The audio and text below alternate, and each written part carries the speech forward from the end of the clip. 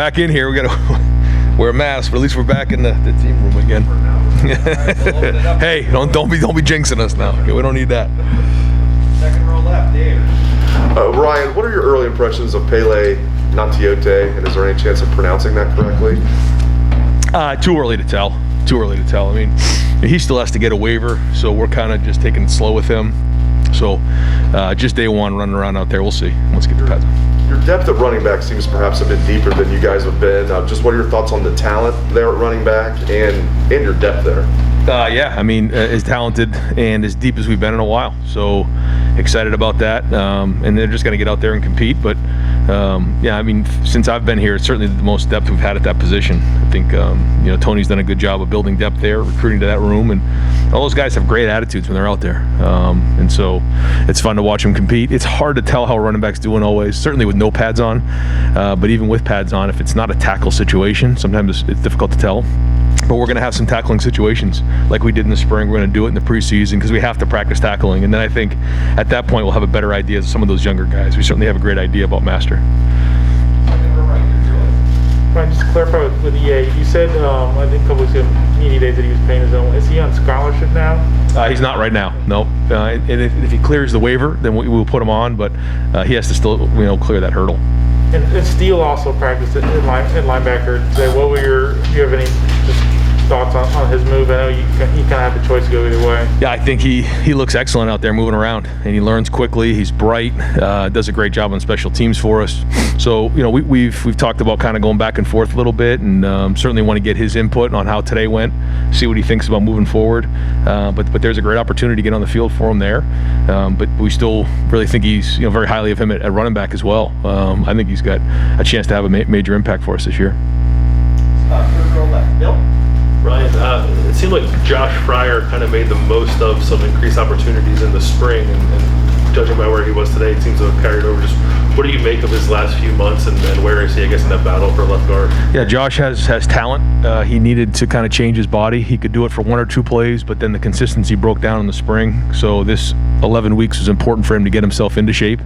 Again, we'll look at the film and see once we get the pads on if he's made that next step. But he certainly has the ability. If you could put on a highlight tape of him from the spring of probably 30 plays, and you'd say he's an all Big Ten player. But then I could give you a clip where he looked like he was exhausted and made a lot of young mistakes. So he certainly has the ability. I think he really worked hard to change his body this summer. But again, once we get the pads on, we'll have an idea of how much progress he's actually made. Right next door, Dan. Ryan, it looked like Mine Williams was out there in front of a running back line today. Just what has he done in 1 year's time to kind of go from being a guy who was a freestyle recruit to now being a guy who's battling to start at that position? Yeah, I think Mayan has worked really, really hard. If you look at his body right now, it's hard. It's he looks strong out there. He's worked really, really hard in the weight room, and we had his opportunity last year. He did a good job with a couple of the runs, certainly the big run against Clemson that he had. But we'll still wait to see how it goes. But I thought his pass protection in the spring was excellent. He's got to keep building on that. And for a guy like you said, who was a little bit under the radar coming in, he's made a big impact. How are you splitting up the reps at that position this spring to kind of get more guys in there? Yeah, we're just trying to even them out the best we can. Leaving that up to Tony in that room. The good news is because we have 117 guys in camp because of the super senior situation, it's the most we've ever had. We're actually able to go threes and get a lot more reps. And then even after practice, doing some extra work out there like we just did, got about 13 reps with some of the younger guys as the older guys go in. So I'll have to count the total reps that we had, but I want to say we were north of 100 reps today. So there's a lot of reps to go around because this team needs it. And so that's why we have to stay healthy, and that was the message I had for the team after practice. The race is on to recovery to get to tomorrow, because if guys aren't practicing, they're not getting better. And so the more reps we can get this summer, and the more reps that we can get to that running back room, the stronger they'll get. And so it's like that at a lot of positions, but that's exactly one of them that we got to get a lot of those guys some reps. What you guys have been using so much two tight end set over the last couple of years without Luke? How do you see that playing out? What are you looking for with that second guy? Yeah, I mean, we have a couple different body types there. Cade Stover was recognized as an Iron Buckeye here, which is huge. We had a bunch of guys who did, but it was significant that he did. So he had a really good summer. So we need him to replace Luke. I mean, that's really what we're looking for. We have Mitt Rossi, who is really talented. He can do a few more things in the backfield, move around a little bit. We have G. Scott, who has made the move inside. He's learned the position, and then we have a couple young guys, Sam Hart and Joe Royer, who need to really come on now. And so it's kind of a group of guys where, like you said, we want to see who takes the next step to replace Luke. Now, is it going to look exactly like that when we play the first game? I don't know. I'm excited to see, but I am excited about the growth of those couple guys, and I think they can help us. Be an Iron Buckeye. Well, that's Coach Mick, and that's something that he takes a lot of pride in. And we have Iron Buckeye, we have gold, we have red, we have gray, and so at the end of the year, we're heading into the season. We have a champions meeting, and that meeting last night happened, and it was the culmination of 11 weeks of work off of spring practice. And there's a bunch of guys who got that, more than we've had in the past. And an Iron Buckeye is somebody who's been consistent the whole way through. Their work ethic is above and beyond others. Never misses a day, never takes a day off, and really strains to get better. And it's something that around here means a lot. And I know this: when you're an Iron Buckeye around here, you got a chance to make an impact. Because if you're doing that for 11 weeks with Coach Mick, something good's happening. Second row middle, Bill. Mickey usually has that handover ritual. Did you guys have that last night? And what was his kind of state of the team that you're inheriting? Yeah, so really what it is just, it's kind of the transition from that 11 weeks of working with a team and the strength staff. They're there. And then all of a sudden we get back into football and that transition. And so, our tradition the last couple of years has just been having that meeting, and then really Coach Mick kind of handing over the team. We don't do it as much of a, production of it as they had in the past, but it's the same thing. I mean, that's what's going on. We're transitioning from all that work, all that conflict, all that leadership and accountability that was so important that we're going to fall back on. And we do it all the time. Like during the season when things go bad, we fall back on these 11 weeks. All the stuff that we did with mat drills and different things in the winter as well. Huge part of our program. And so, but now we get into football and there's a little bit of a transition there, like you're saying. Obviously, there are a lot of questions about the team starting with the quarterback, but give me a sense of just how you feel about this team, and the fact that this is kind of back to normal, kind of back to normal. I don't know. I mean, there's a lot of guys on the team that have played a lot of football. When you think about some of the guys in the offensive line, you look at Haskell Garrett, you look at Antoine Jackson and Zach Harrison. You look at Jeremy Ruckert's played a lot of football. Chris Olave's played. So there's been some guys, Master Teague, they played a lot of football, but there's also a lot of young guys. So it's a combination of the two.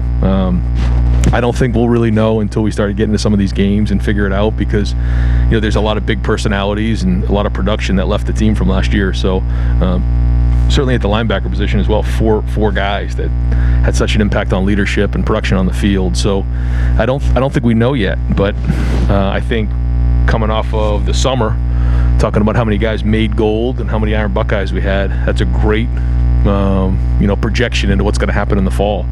And so if we can stay healthy and continue to work the way we're working, we're going to have a good season. I don't know the exact number. I can get it to you next time. I'll have to get it from Mick. Third row right, Tony. Right, just wondering about the health of the team.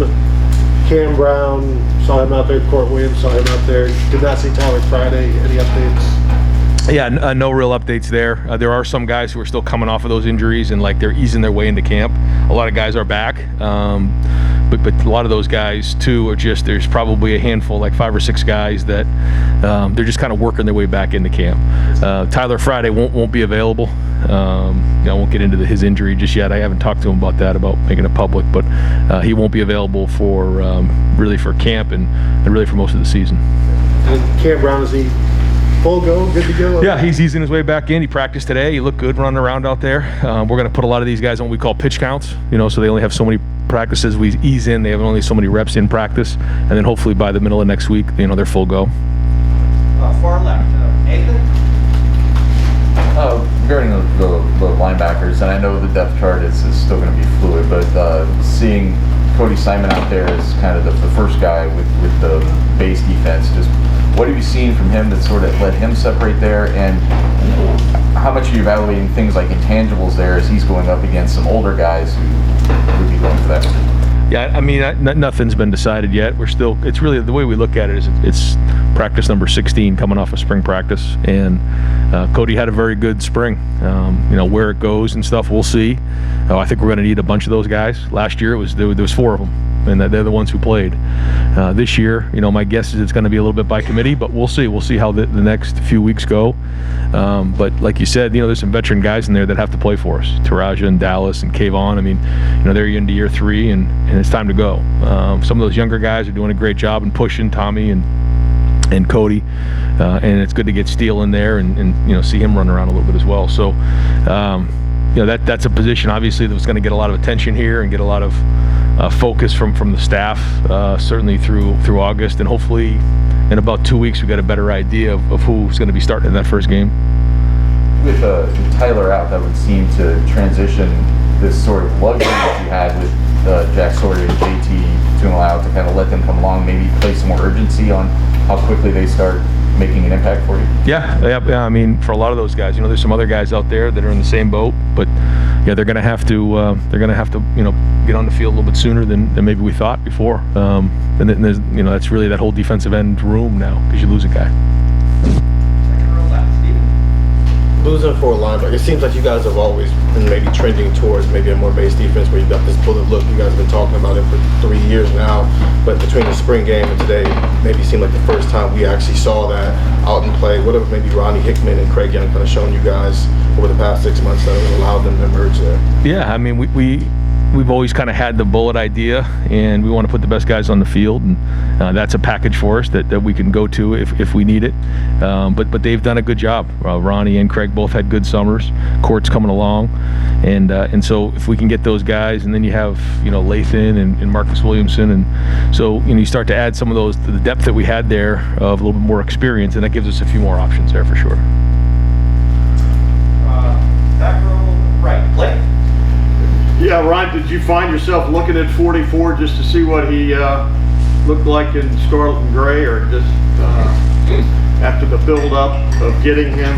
Nah, I mean, once you get on the field, you're just rolling, and I'm knee-deep in the quarterbacks and the offense, and certainly we'll look at the film now. We got about 3 hours before they come back and get on the film, so that's really, where you find out a lot of stuff on film, but it was good to see a lot of young guys out there. Some guys we hadn't seen before. You got Jordan Hancock out there. You got J.K. Johnson. It was Mike Hall. There's a bunch of young faces out there. That was great. But certainly it's good to see JT out there. Anything new with the quarterbacks? Anybody progress? No, but I thought as a whole, we threw and caught the ball well for day one. And we'll see what that means. But, they certainly did a lot of work this summer because I think the first routes on air, the ball didn't touch the ground. And that's a very, very good sign. But that's just step one. We got a long way to go. Front second row right, Tim. Yeah, just 2 quickies. Number one, what was just your flash thoughts on what you saw from the secondary today, from the standpoint of progress, future, etc.? I thought they had juice, and I thought because we have depth, those guys were able to practice a little bit faster, a little harder. Where last year I think it was hard for Sean and for Seven because we just didn't have very much depth there. Guys were injured, and so they had to pace themselves a little bit. Where we looked a little sharper today. I thought we drove to the ball a little harder, had a little bit better football position, and I thought some guys flashed out there. So again, just to start, but more depth allows us to play more guys and be fresher and be sharper. Anybody in particular flash caught your eye? No, I mean I got to look at it and see. It's so early, but just as a whole, they look sharper today. That was 1B. My number 2. You've helped define a lot of starting quarterbacks in your career, and do you find it hard when you're watching a practice if a guy does something wrong, to get it out of your head? You know what I mean? How do you play that? Like a guy on a jab step on a zone read or something. It doesn't. I think it depends on the mistake. If it's a mistake that makes sense, we're okay. If it's detrimental or fatal, like a pick six or something that's just crazy, that might cost you the game, that's hard to get out of your head because you're always going to be thinking about that. But there's certain, you don't. I tell the guys all the time, you don't just jump on a bike and start riding the bike. You're going to fall off some. That's part of. You can't be afraid to fail. But then there's other things that are just you can't get away with them. They're unacceptable. And throwing the ball into coverage or throwing the ball in a dangerous situation or just being reckless with the football, that's hard to get out of your head. I'll say for the most part today I didn't see any of that, so that was good. But again, just day one. Middle pack. Going back to Pele, and just the situation there, as you wait for clearance there, how much do you have him doing? Do you expect it to be done by the start of this? I mean, like, what is he able to do while you guys are trying to get all the rest of these guys ready as well? I mean, he's part of the program. He's part of the 117, and we're gonna just see it. I think it's another week or so before we can really get an answer on it. So, like you said, that puts us in a pinch. So we can't throw him in really with the ones or the twos. Doesn't make sense because that's wasting reps if he's not available. So we'll kind of see what happens. He's certainly going to get reps, but to put him in with the ones and the twos right now, I don't think that makes sense because we don't know if he's going to be eligible or not. Back row, far right, Spencer. Right, you've got JTT and Jack getting a lot of attention, and then Zach seems to have made a huge jump this offseason and is really becoming a leader there. Tyreke seems to be flying under the radar a little bit. What do you see out of Tyreke Smith that makes you think that he's ready to finally take that leap? Yeah, I mean, I see somebody who has a lot of ability. He's excellent pass rusher, and certainly very talented. And I think the big thing with him is taking care of his body and making sure that he's healthy. He's kind of been nagged with some injuries along the way, and I think this offseason certainly has put him in a situation and a position to get through with a healthy season. Because when he's on the field, good things happen, and we'll see. But hopefully another year under his belt, the full season of preparing under Mick. Because I think that's what it is. When he's out there, a lot of good things happen. So I think there was a point late in the season, I think it might have been the Clemson game, I forget exactly where it was. I thought his play was off the charts. Run to the ball, giving great effort. He goes really, really hard. So if we can just keep the consistency there, I think he's going to have a big year. With special teams, it's kind of an underrated part of the game. You've had two class of guys that haven't really gotten on the practice field a lot with the situation last year. How much more does special teams need to be emphasized in this training camp to make sure that you've got those 2 years of guys ready to play on special teams? Yeah, and we have kind of a new kicker and a new punter, and that's big too. So we're going to have to do a great job with that. We lost some big contributors on special teams. So we do have some guys that are coming back though, some guys that do have some experience, and it's something we practice every day and spend a decent amount of time on. We did a lot of that in the spring. But yeah, we have to, it's a 3-phase game, and we got to be on point there in special teams. It's got to be not just, we got to be, equal to everybody else. It's got to be an advantage for us, and we got to be aggressive with that. Really our entire, other than the offensive, defensive line, and the quarterbacks, everybody else is involved in it. The coaches are involved in it, and so am I. So it's all hands on deck. Right next door, back to right. You mentioned wearing a mask today. Ohio State's going to require it indoors. What's your message about what the guys can control as we kind of go back to things are changing week by week, and fans are supposed to be in the stadium in a month from now? Yeah, I mean, you just don't know what's coming next. That's part of, I guess, the last couple of years. And so, we kind of get this thrown at us, and we'll adjust, and that's okay. We're used to that now. I guess that's kind of one of the things coming off of last year that we're okay with is change. But, we're trying to keep things as consistent as we can, trying not to think about it too much. We don't want to go down that road. But, guys, I think we're over 90% now vaccination on the team, so that's real big, and they've done everything we've asked them to do. So all we can do is just try to get better one day at a time and not worry about the future because you can't control it. Ryan, you're talking about depth in the secondary, but it's a lot of inexperienced guys. And your leaders, the presumptive leaders, I guess, in Cam and Seven, Marcus, these guys that have been here for a while, we're all dealing with their own personal stuff and injuries throughout the spring. Has there been like a leadership vacuum there? And if so, who's filled it? And how does that potentially impact guys like Jordan Hancock, like J.K. Johnson? Yeah, I think that they've done a good job. I think Seven Banks is an excellent teammate, and I think there's been some really good leadership in that room. But like you said, whether they're on the field or not, it does make a difference. It's one thing to lead from the back of the room. It's another thing when you're actually on the field doing it. And so to get those guys back on the field again has been big, and have good, strong summers. Proctor and Lathan Ransom, even though maybe they haven't played as much, but they've Proctor has, and Lathan has shown great leadership as well. So I mean, they're going to have to step up. But that's college football. We're going to lose great guys year in and year out, and then younger guys got to step up. And I said it to the freshmen who were here, who just got here for the first time. You know, your legacy starts now because it goes fast and faster than ever. So you can't wait around anymore. You can't wait for, you know, an older guy to show leadership. It's you can do it right now. And so some of those young guys in that class, in last year's class and this class, have really done a good job of that. But I am proud of the older guys. I think that they are showing the way, and I think the more they get on the field, the more confidence they have, the better leaders they become. Where do you see Jalen Johnson and Andre Turrentine fitting? I mean, are they multiple guys? I don't know. Yeah, I want to see once we look at the film. I don't even know what I'm looking at. Some of those numbers, I don't even know who they are. Like, well, that was a good play. Who's number 32? And I don't even know who they were. So I gotta figure out who those people are. Some fresh names, fresh jerseys out there. Some guys switch numbers. So I think Marcus Williamson was in 5. I didn't know who that was. We got to figure all that out. But again, just as a group running around and making plays, there was energy and it was sharp, and I thought it was competitive. We got a few more minutes. If you want to raise your hand, if you've got another question, we'll stay for a few more minutes.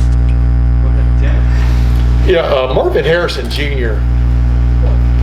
You got to see him all spring, etc. Put him in perspective as a incoming freshman. It seems that he has all the tools. I mean, just watching him and stuff, and I don't know, how would you put him in just a guy coming in raw, etc. But he looks ready to play. I mean, I think all 3 of the guys are very, very impressive. And Marvin had a really good spring. He's had a really good summer. You've seen him. He looks great. But Emeka Buka, unbelievable. Had a really, really good, spring. He had a really good summer. I mean, an excellent summer. And so is Jaden Ballard. I think all of them are different. They're all different body types and styles.